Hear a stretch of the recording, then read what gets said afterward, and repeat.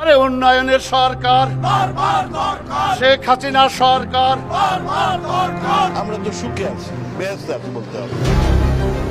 কাল গল্পে ভরা একটা মিথ্যা শাসন ব্যবস্থা। দানের টাকা, সরকারের অনুদানের টাকা, সেটা তারা খেয়ে দিচ্ছে। একজন পিয়ন যে কিনা 400 কোটি টাকা নিয়ে গেছে, তাহলে পিয়নকে যারা পরিচালনা করতো তাদের কি হতো? পুরো জিনিসটি আসলে একটা লুণ্ঠন প্রক্রিয়া, যেটা স্টেট এখানে তার সমস্ত ধরনের এফোর্ট দিয়ে তার আশেপাশের লোকজন, তার প্রভাবশালী নেটওয়ার্ককে অ্যাকোমোডেট করেছে। অস্ত্রের মুখেই এই ব্যাংকগুলোকে তারা দখল করে নেয়। এথিক্স, মোরাল কোনো কিছু কাজ করতেছিল না। ল এনফোর্সমেন্ট থেকে শুরু করে সবাই ইনভলভ হয়ে যায়।